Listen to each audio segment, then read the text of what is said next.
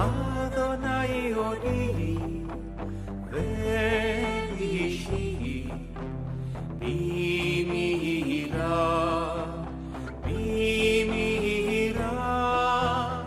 Comienza A las Fuentes de la Fe en Tierra Santa, un programa dirigido por el padre Francesco Voltaggio.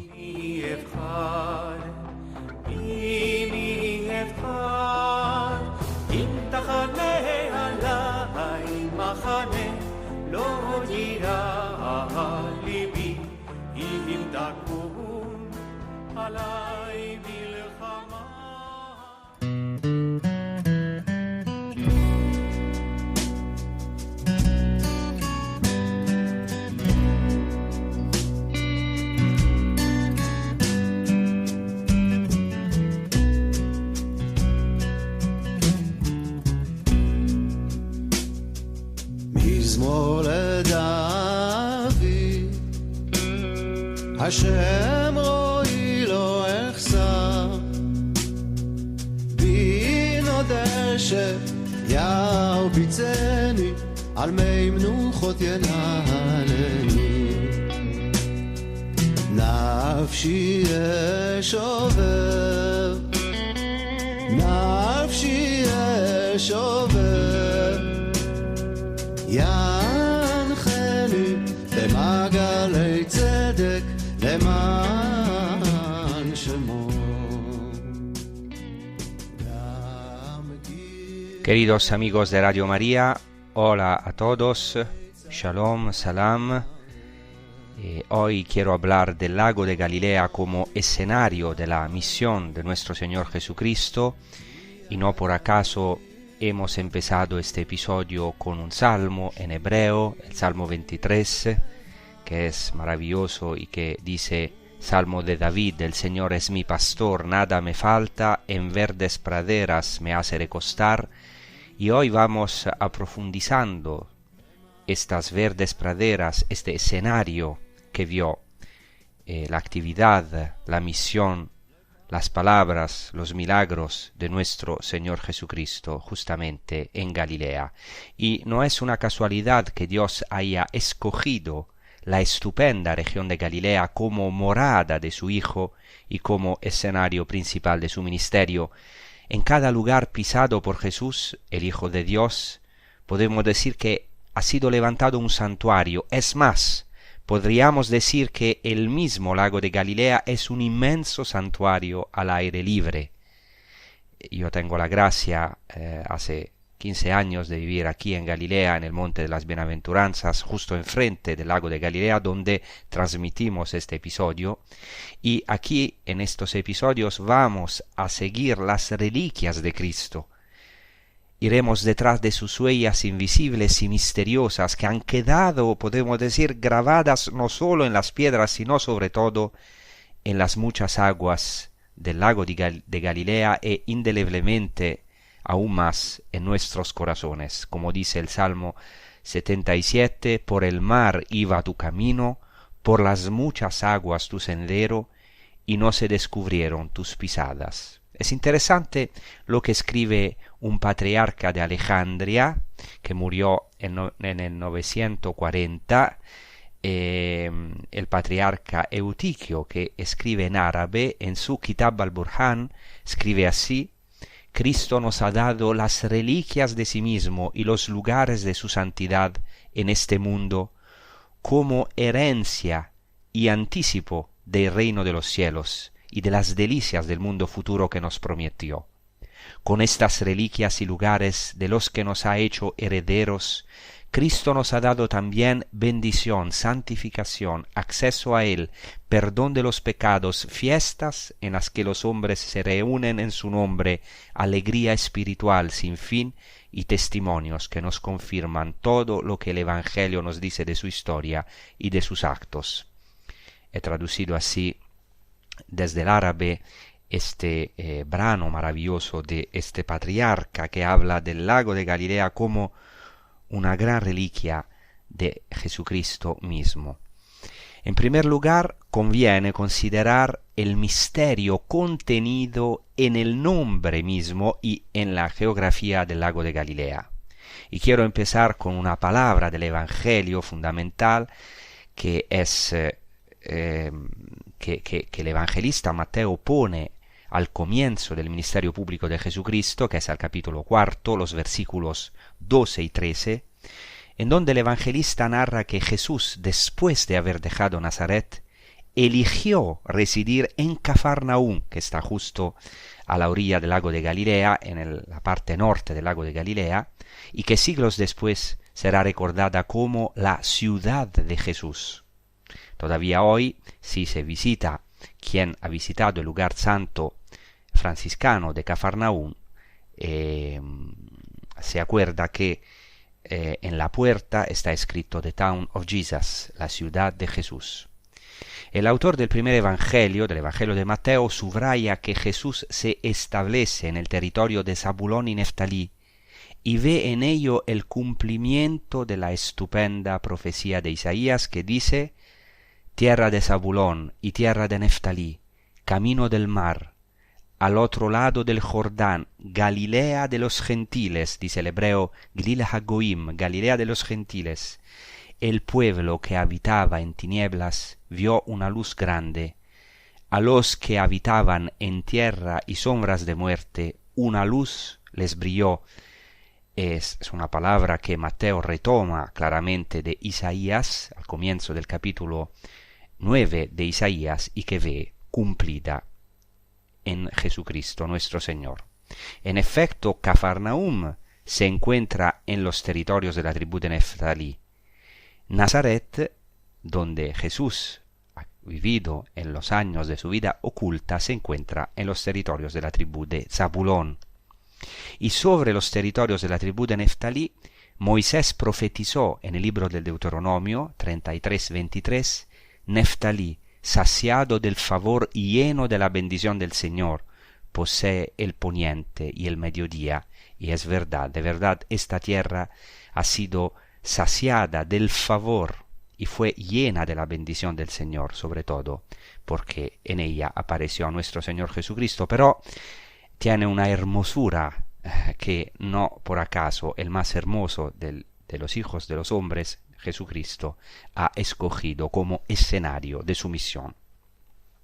En el texto de Isaías citado en el Evangelio de Mateo se menciona Gelil Hagoim, o sea, en hebreo, sea la Galilea de los gentiles, aunque la expresión se puede traducir literalmente como la curva de las naciones, la curva de los paganos. Y esto es muy interesante porque el nombre Galil, Galilea, es muy evocador, porque Galilea, proviene de la raíz verbal hebrea galal, que se refiere a algo curvo o circular, y es probablemente en relación al lago, que es de forma redonda, que parece un corazón, o a una de las suaves colinas de Galilea. Y este verbo hebreo galal significa enrollar, envolver.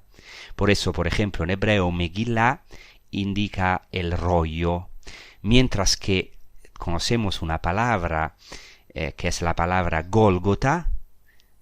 Gólgota designa la calavera, en hebreo es Gulgolet, que es de la raíz galgal, que es una forma intensiva de galal, porque hace referencia otra vez a la forma redonda del cráneo, de la calavera. Dicha raíz se usa en el Salmo 22:9. Es muy interesante que es un salmo empleado o mencionado por los jefes de los judíos para burlarse de Cristo en la cruz, cuando dicen acudió, en hebreo gol, acudió, se envolvió, entonces acudió al Señor, que lo ponga a salvo, que lo libre si tanto lo quiere. Notemos además que, aunque no sea fácil establecer una conexión clara entre las dos raíces, en árabe Galilea se dice al-Jalil, y el verbo jalal significa ser de alto rango, importante. Después hay otras dos raíces hebreas que, al menos por asonancia, están cercanas a la raíz galal. La primera es la raíz gil, que indica una emoción, podemos decir, que circula en lo íntimo del hombre, que expresa la exultación. y puede ser que estaba originariamente ligada a las danzas en círculo durante las fiestas. Y la segunda raíz es la raíz galá, con la G al final, que quiere decir estar en exilio. Por tanto, es de gran interés el pasaje de Isaías que he citado, porque hace referencia a Galilea, la primera región que tuvo que sufrir una tragedia, la tragedia del exilio, las tinieblas del exilio, a manos de los asirios en el año 734 o 733.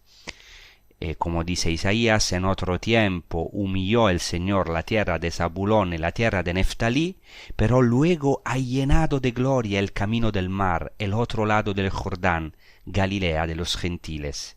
Y esta palabra se ha realizado en el Mesías, en Jesucristo, que hemos reconocido como Mesías de Israel y de las naciones, de los gentiles, que se ha revelado justamente en estas tierras humilladas.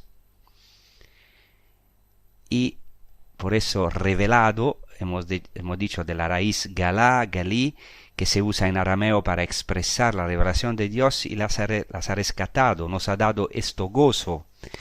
Y esta es una palabra para nosotros, porque nosotros somos estas tierras humilladas en las cuales Dios se va revelando y la va a rellenar de su belleza y de su alegría. La revelación siempre causa, galut en hebreo, la redención causa en el hombre el gozo, la alegría de la salvación. En este brano de Isaías encontramos también un interesante juego de palabras entre el verbo galal y el término Galil, Galilea. ¿Por qué? Porque, no quiero ser demasiado técnico, pero intento explicarlo. En Isaías 8:23 se hace referencia, como he dicho, a la humillación de Galilea y a la gloria que recibirá el camino del mar, la Galilea de los gentiles. Inmediatamente después, en 9:4, se profetiza la paz universal, anunciando que la túnica empapada, en hebreo megolalá, o sea, enrollada de sangre, será combustible, será pasto del fuego. Y así un atento lector puede encontrar un sutil juego de palabras de esta misma raíz galal, o sea, el juego es entre estas dos palabras, Galil, Galilea, y megolalá, enrollada. O sea, será en Galilea, en Galil, que esta túnica enrollada, megolalá de sangre, será pasto del fuego, porque viene el Mesías, la paz, lo shalom universal. Hay que notar también que en este mismo texto es presente el verbo gil, de que hemos hablado, de la alegría. En 9:2, se alegrarán como se alegran, en hebreo yagilu, al repartirse el botín. Y con esto, ¿qué quiero decir? Quiero decir que ya esta raíz galal y la palabra Galilea, Galil, había sido objeto de una profunda meditación, de un escrute de la palabra ya en la misma Biblia, en el libro del profeta Isaías. Como ya he dicho, pero quiero aprofundizarlo, el pasaje de Isaías que acabo de citar se refiere a las tinieblas del exilio ocurrido en el siglo VIII por parte del rey asirio Teglat-Falasar III, que ocupó los territorios de Zabulón y Neftalí y los humilló con el exilio de buena parte de sus habitantes, como se dice en el segundo libro de los Reyes. En tiempo de Pekaj, rey de Israel, llegó Teglat-Falasar, rey de Asiria, y tomó Ión, Abel-Metmaacá, Janoach, Cades, Jasor, Galad, Galilea y toda la tierra de Neftalí, deportando sus habitantes a Asiria.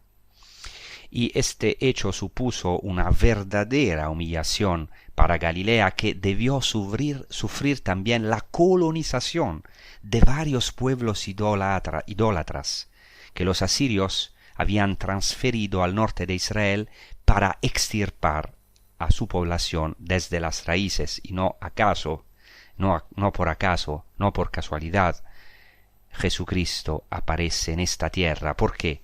Porque a pesar de esta colonización, de esta injusticia que vivió Galilea en el siglo VIII, quedó una raíz santa, un resto del que proviene Jesús. ¿Por qué? Porque precisamente de los territorios de Zabulón, donde se encuentra Nazaret, y de los territorios de Neftalí, donde está situada Cafarnaún, llega el rescate que realiza el Mesías, Jesús. Llega la gran luz que vio el pueblo que habitaba en tinieblas, tal como profetiza el texto de Isaías que Mateo cita. Otra vez no es casualidad que este texto se encuentre en el llamado libro del Emmanuel de Isaías, que son los capítulos de Isaías desde el 6 hasta el 12, porque Emmanuel significa Dios con nosotros. En hebreo, Im quiere decir con, Immanu quiere decir con nosotros, Immanu, Él quiere decir Dios, Dios con nosotros. Y en el libro de Isaías, este Emmanuel es un personaje misterioso, un niño, mediante el cual se rompe el yugo asirio que pesaba sobre el pueblo. Es muy interesante que entre los nombres de este niño se encuentra también el de El Gibor, Dios fuerte. Entonces ya en Isaías es impresionante, se profetiza que este Emmanuel, este niño, será llamado El Gibor, Dios fuerte, Dios. Y como sabemos, desde el capítulo 11 de Isaías, es el retoño que brota del tronco de Jesé, este tronco que prácticamente estaba herido, ¿no?, por el exilio, pero sobre el que se posa la plenitud del Espíritu del Señor.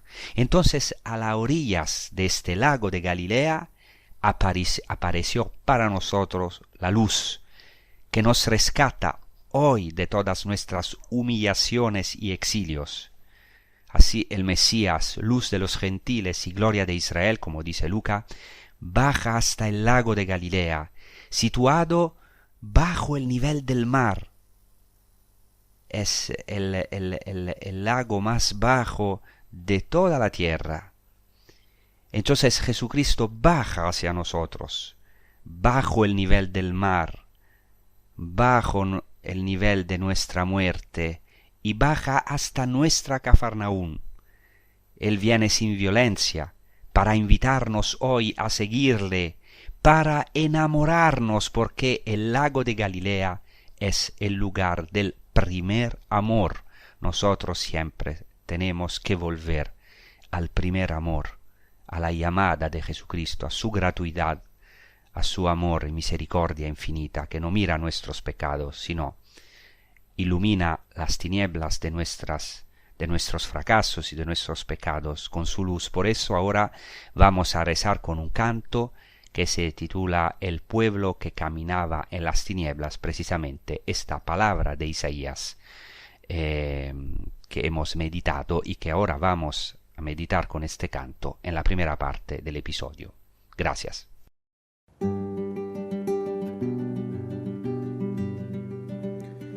El pueblo que caminaba en las tinieblas ha visto una gran luz sobre los que vivían en tierras tenebrosas.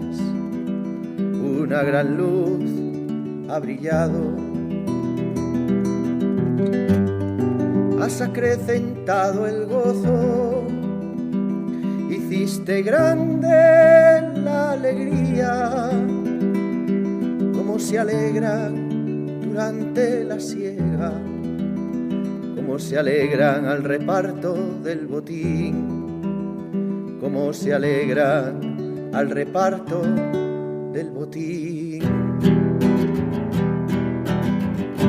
El dominio estará sobre sus hombros y su nombre será, y su nombre será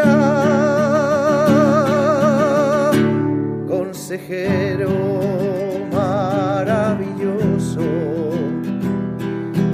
fuerte, Padre eterno, príncipe de paz, príncipe de paz. Porque el yugo que pesaba sobre el pueblo, el yugo que oprimía sus espaldas, la vara del opresor, tú la has quebrado como en Madián. Y todo el que pisa con dominio, todo manto manchado de sangre, será para la quema pasto del fuego, porque nos ha nacido un niño, porque un niño se nos ha dado. Entonces estamos aprofundizando la etimología, o sea, el sentido profundo, también existencial del nombre Galilea. Ya he dicho algunas cosas antes de la pausa musical.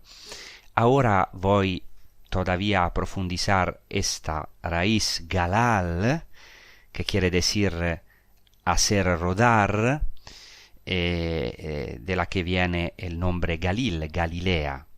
En Marco 16:3 es muy interesante, las mujeres que van al sepulcro de Cristo con angustia y tristeza se plantean una importante cuestión, que es nuestra cuestión de cada día. ¿Quién nos correrá la piedra de la entrada del sepulcro?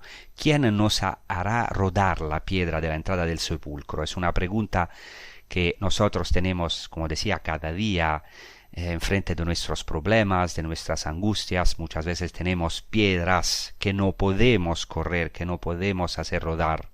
Y por eso es una pregunta llena de angustia. Pero es interesante porque la escena recuerda el evento narrado en el libro del Génesis, al capítulo 29, donde las hijas de Labán no pueden hacer rodar la gran piedra del pozo para dar de beber al rebaño de Labán. Y en este pasaje del Antiguo Testamento se utiliza varias veces justamente este verbo hebreo galal, hacer rodar. Ahora, en la tradición judía, en el Midrash, que es un comento rabínico a la escritura, y en el Targum, que es una traducción aramea, judía aramea del Antiguo Testamento con algunas inserciones ricas, también midrásicas, el Midrash y el Targum añaden a esta narración bíblica un detalle.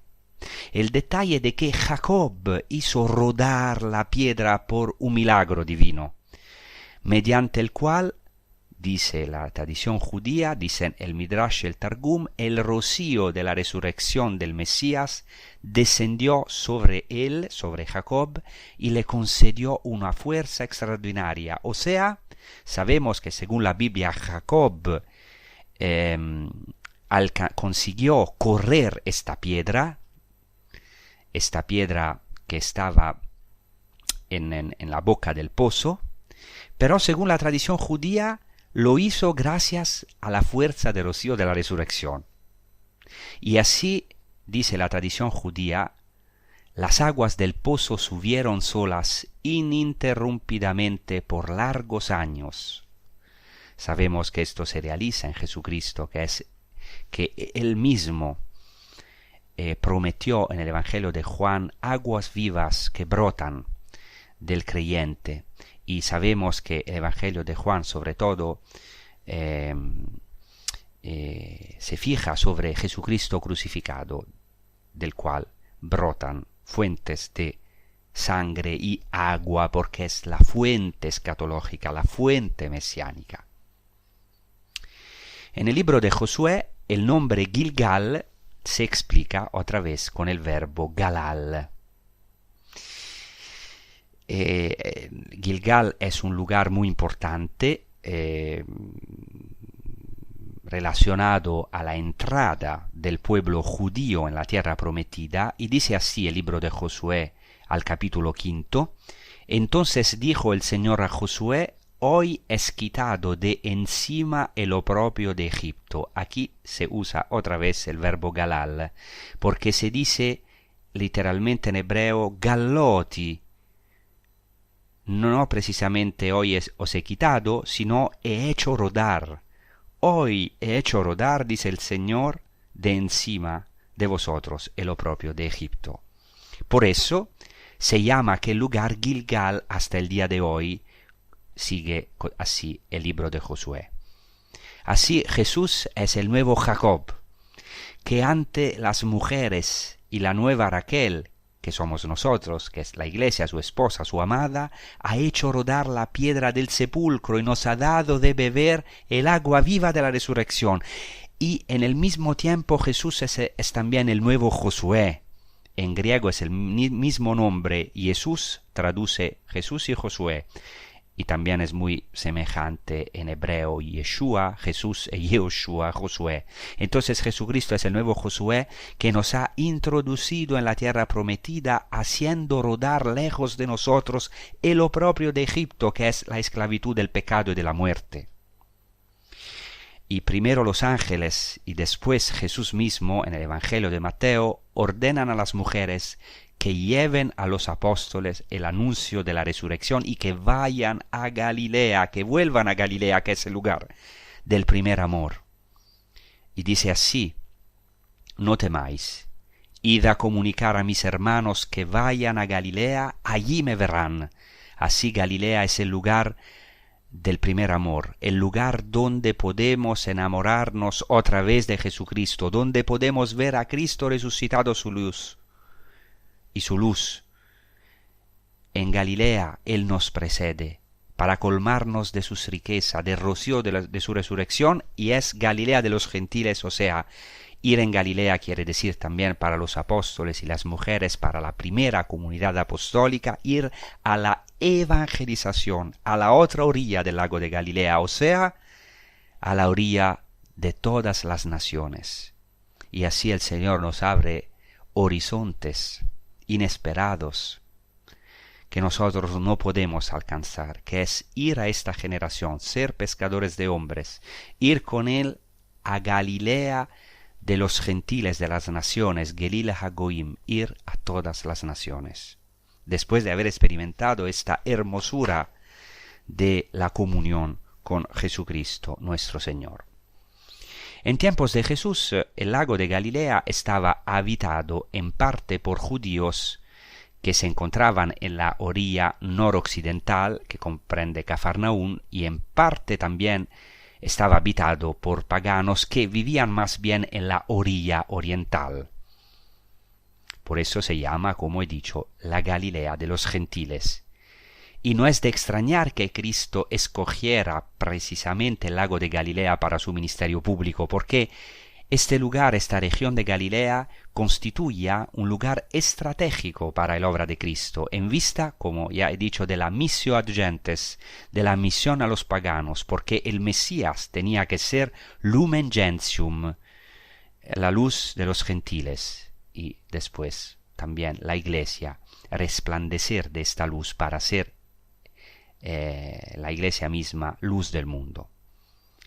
Por esto Jesús lleva a sus apóstoles a la otra orilla, donde vivían principalmente paganos, y eso es muy interesante, donde vivían precisamente paganos. Por eso Jesucristo muchas veces en el Evangelio dice a los apóstoles, o varias veces, vamos a la otra orilla. ¿Por qué esto? Porque en la orilla oriental del lago de Galilea se encontraba el territorio de la Decápolis. Decápolis quiere decir 10 ciudades. Allá habían 10 ciudades paganas que Pompeyo Magno independizó en el 63 a.C. Entonces, pasar a la otra orilla significaba ir a los paganos. Por ello, como ya he dicho, Galilea y su lago aluden también a la evangelización. Y Jesús viene a vivir a las orillas de este lago, en Cafarnaún, a casa de Pedro, y establece aquí su centro de evangelización, recorriendo como itinerante ciudades y aldeas, predicando en las sinagogas, anunciando el Evangelio y curando toda enfermedad. Por eso es el escenario del primo querigma, del primer anuncio del reino de Dios. Y desde el lago Jesucristo recorre a lo largo y ancho toda Galilea, en su tiempo muy poblada, como sabemos. Por tanto, volver a Galilea quiere decir también evangelizar a las gentes. Y cuando Jesús se establece en este lago, en la Galilea de los gentiles, Jesucristo piensa ya en la otra orilla de los paganos, en la evangelización de todas las gentes, de aquellos que se encuentran lejos de Dios, de los más desesperados y sumergidos en las tinieblas y en la sombra de la muerte. Además, tanto para los apóstoles y las santas mujeres como para nosotros hoy, volver a Galilea quiere decir, como ya he dicho, volver al primer amor, a este lugar maravilloso en el que se ha tenido el primer encuentro con Jesús. Y aquí se puede empezar de nuevo a partir de la resurrección de Cristo, de su fidelidad, porque la cosa más maravillosa del cristianismo merece la pena ser cristianos. ¿Por qué? Porque podemos empezar cada día de nuevo, como decían los padres, hoy empiezo de nuevo. Y San Francisco de Asís, al final de su vida, cuando ya se estaba muriendo, ha dicho esta maravillosa frase: vamos a empezar hoy porque hasta ahora no hemos hecho nada. Y aquí en Galilea podemos, en nuestra Galilea, resucitar cada día de nuestras negaciones, de nuestras humillaciones, de todas tinieblas. Y quien haya visitado al menos una vez Cafarnaún habrá quedado sin duda fascinado por la belleza del lugar, porque aquí el más bello de los hombres, el más hermoso, vivió entre los hombres, y los discípulos y las mujeres, la primera comunidad, experimentó la belleza de la comunión con él y contemplaron su gloria. ¡Qué maravilla! La Galilea es el lugar donde Jesucristo entró en la casa de Pedro, como ha entrado también en nuestra casa. Por eso ahora vamos a meditar con un canto que dice justamente cuán bello es el Señor.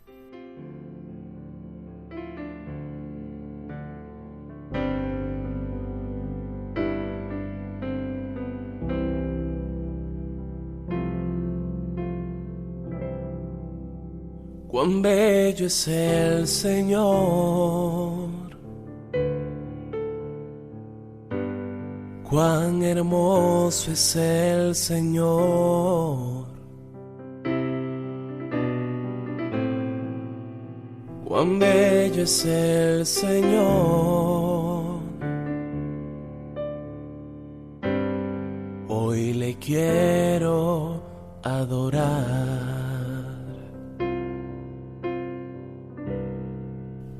Cuán bello es el Señor, cuán hermoso es el Señor, cuán bello es el Señor. Hoy le quiero adorar. La belleza de mi Señor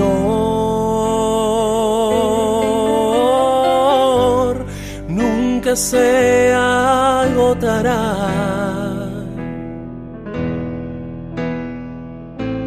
La hermosura de mi Señor siempre resplandecerá. La belleza de mi Señor nunca se agotará.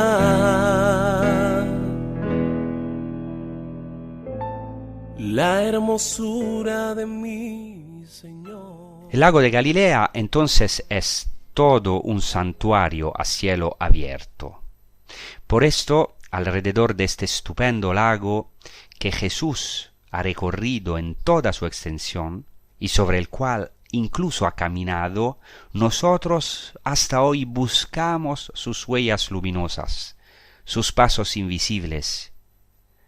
Buscamos las huellas del Mesías. He dedicado un episodio a estas huellas del Mesías, en hebreo Ikevot HaMashiach. Es una expresión muy importante en la literatura rabínica, ya utilizada en la Biblia, porque en un Salmo 89, 52 se habla de las huellas de tu ungido, precisamente Ikevot HaMashiach, los pasos, las huellas del Mesías.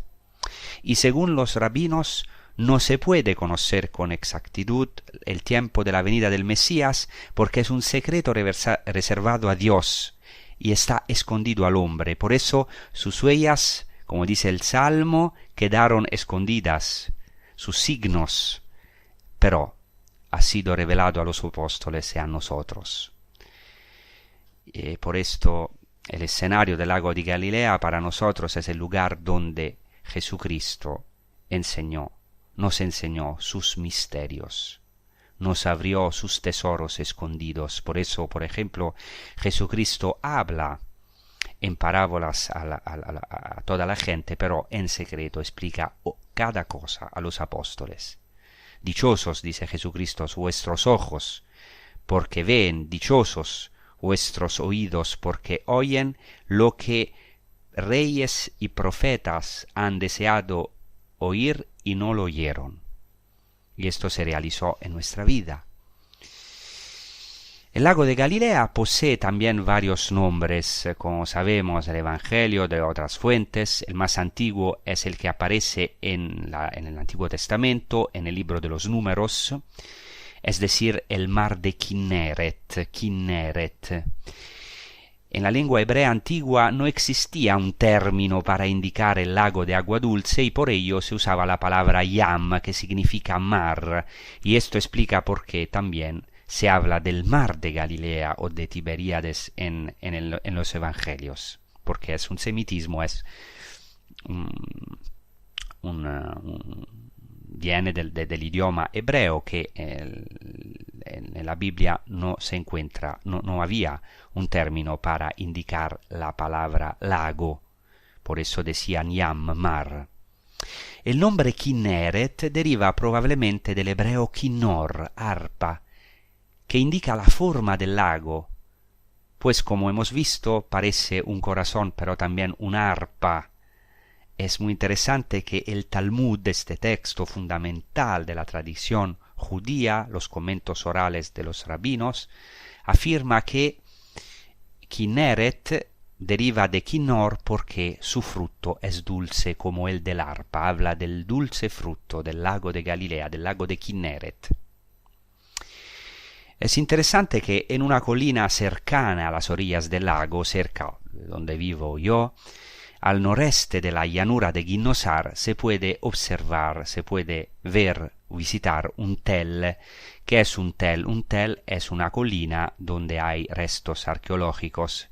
Esto se llama en árabe Tel el Oreme o en hebreo Tel Kinnerot.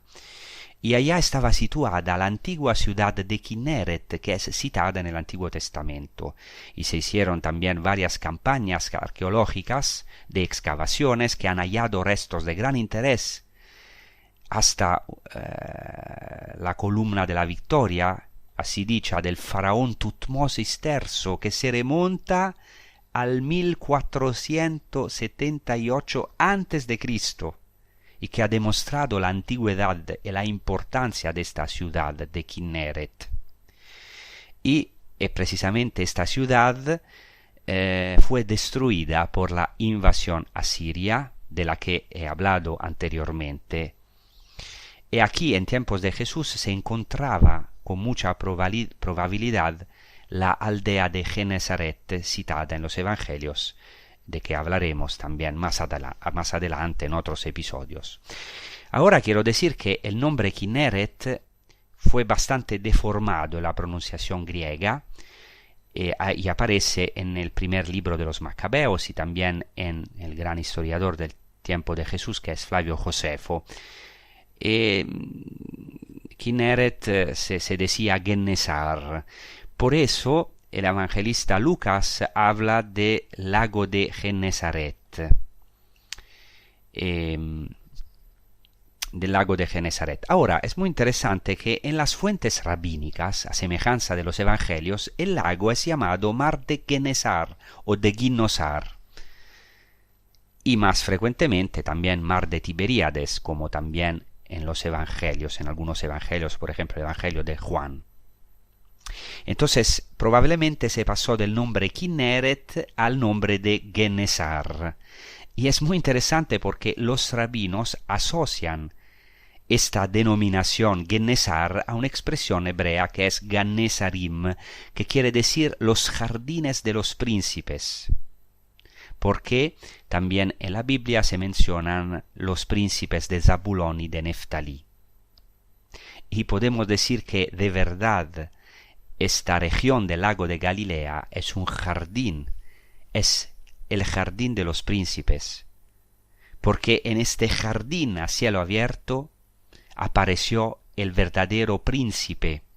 En el mismo texto que he mencionado antes de Isaías, se dice no solamente que el Mesías es el Emanuel, que es el Dios fuerte, sino que es también el Sar Shalom, el príncipe de la paz. Por eso, Gennesar, podemos decir, que hace referencia a los jardines del príncipe de la paz, que es Jesucristo. Y los rabinos llaman a un lugar cerca de Tiberíades los jardines del paraíso. Y es muy interesante que un gran escritor antiguo, que es Rufino de Aquileia, interpreta que los príncipes de Neftalí son los apóstoles, Pedro, Andrés, Santiago, Juan, Mateo y Felipe, que según la tradición cristiana antigua procedían exactamente de la región de Galilea. Entonces, fijaos cómo también la tradición cristiana retoma la tradición judía aplicándola a los apóstoles y a Jesucristo. Ahora, otra cosa interesante es que la masa de agua dulce del lago de Galilea es la más baja de todo el planeta, porque el lago de Galilea es alrededor de 212 metros bajo el nivel del mar. Y no es casualidad, ya lo he dicho, pero quiero aquí subrayarlo, no es casualidad que Jesús haya escogido este lago para su kenosis. Kenosis quiere decir que Jesucristo se ha vaciado, ha bajado. Jesucristo descendió bajo el nivel del mar, hasta nuestras depresiones. Si alguno de nosotros está en una depresión psíquica o espiritual, sabe de qué estoy hablando. Es una kenosis muy dura, un vaciarse, sentirse vacío. Jesucristo ha experimentado este vacío hasta geográficamente, porque descendió hasta nuestras depresiones en el lago más bajo de todo el planeta. Y aparte de esta característica de ser el lago más bajo de la tierra, el lago de Galilea es famoso por ser la región del lago de Galilea para ser muy fértil. Las tierras cercanas al lago son de verdad de una fertilidad impresionante. Esta característica de esta región fue también subrayada por el historiador Flavio Josefo en sus Guerras Judías, una obra importante, histórica, y es una descripción muy bella del lago que exalta sus características. Por eso quiero aquí retomar este brano de este gran historiador judío Flavio Josefo, que dice así: el lago de Gennesar, o sea, el lago de Galilea, de Tiberíades, toma el nombre de la región cercana. Su anchura es de 40 estadios y su longitud de 140, y sin embargo su agua es dulce y agradable de beber. En efecto, es más ligera que el agua pesada de marisma y es pura porque todas sus orillas son de arena y gravilla, Además, cuando se la saca tiene una excelente temperatura. Es más agradable que la de río o de fuente y siempre está más fresca de lo que uno puede esperar dada la extensión del lago. Es interesante que Flavio Josefo gasta, para así decir, muchas palabras para hablar de las aguas dulces del lago de Galilea, y es verdad porque hasta ahora nosotros bebemos del lago de Galilea, de esta agua. Y después se sigue así Flavio Josefo. Quiero también mencionar estos textos porque dan un escenario de la obra y de la vida de Jesucristo, y hay que siempre volver a estas fuentes antiguas. Dice así Flavio Josefo: una homónima región se extiende a lo largo del lago de Genesar, maravillosa por su naturaleza y su belleza. Produce todo tipo de árbol gracias a su fertilidad, y los que allí viven plantan de todo. A causa de la buena temperatura del aire se adapta a las especies más variadas.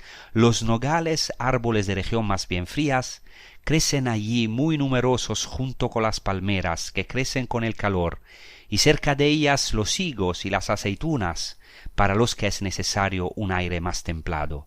Alguno podría definir todo esto como una ambiciosa ostentación de la naturaleza, como si estuviera forzada a reunir en un solo lugar a los opuestos, o como una sana competición de las estaciones, como si en esta región cada una de ellas rivalizase con las demás.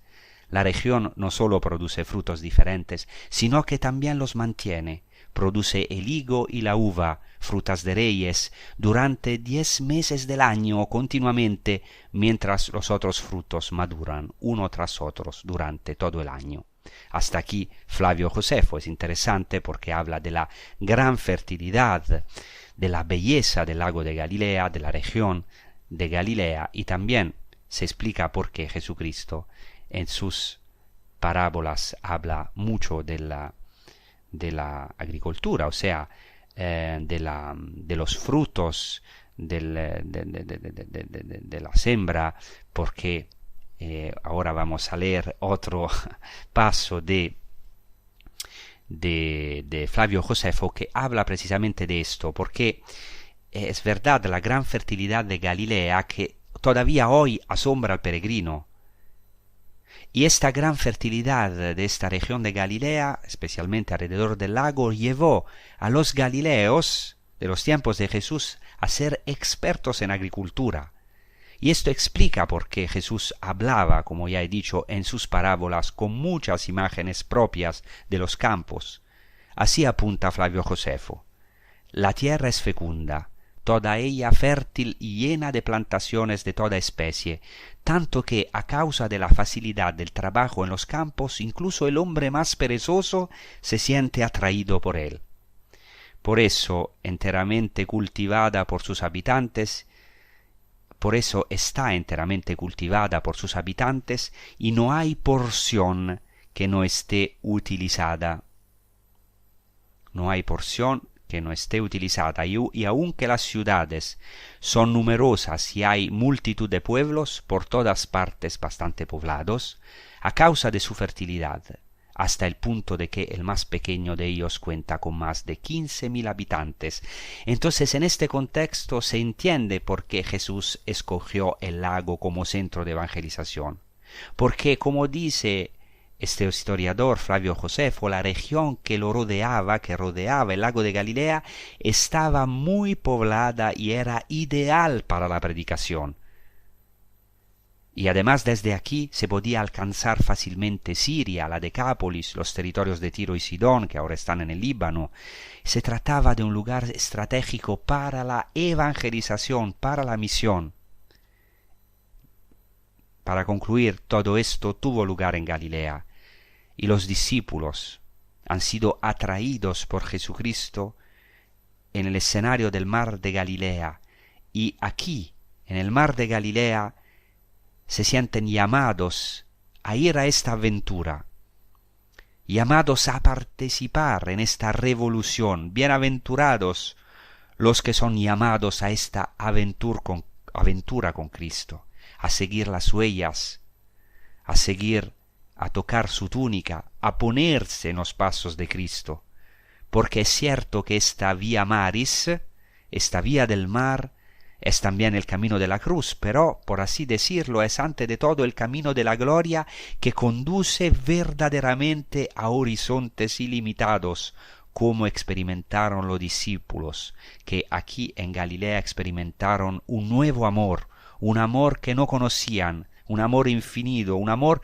hasta a los enemigos, que se manifestó en Cristo, Dios mismo hecho carne, que no desdeñó habitar en la casa de Pedro, hacerse carne, acercarse a los pecadores que somos nosotros.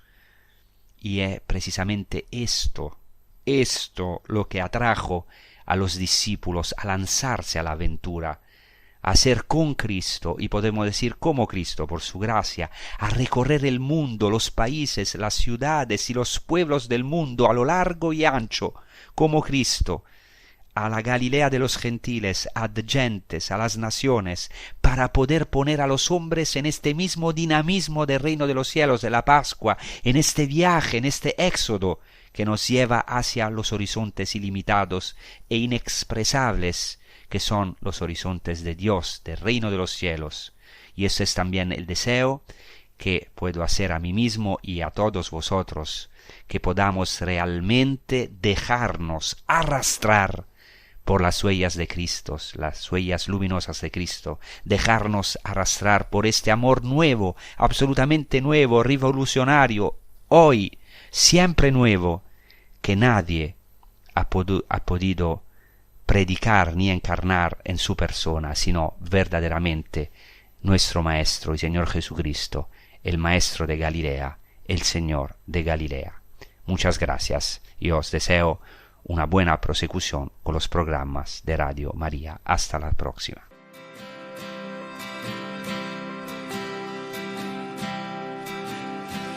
El esplendor de un rey vestido en majestad, la tierra alegre está, la tierra alegre está,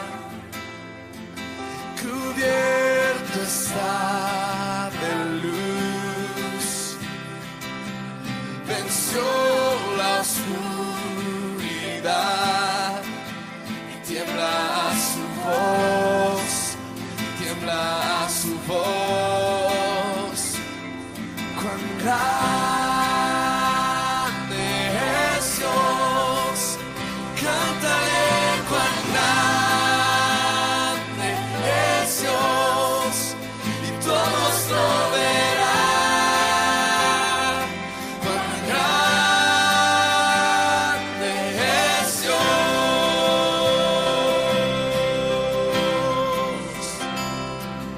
El esplendor de un rey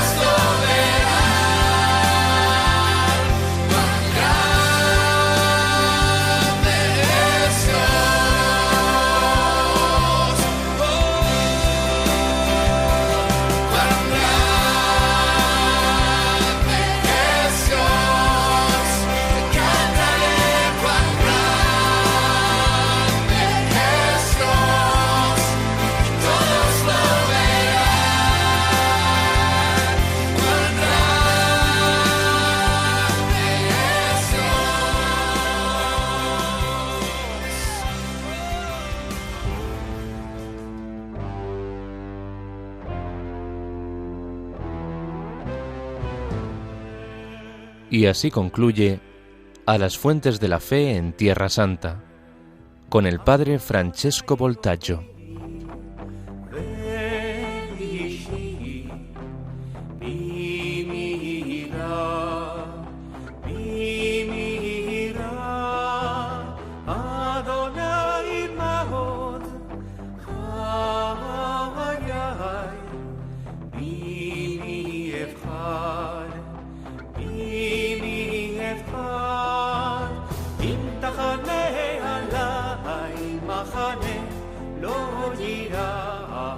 ליבי אם תקום עליי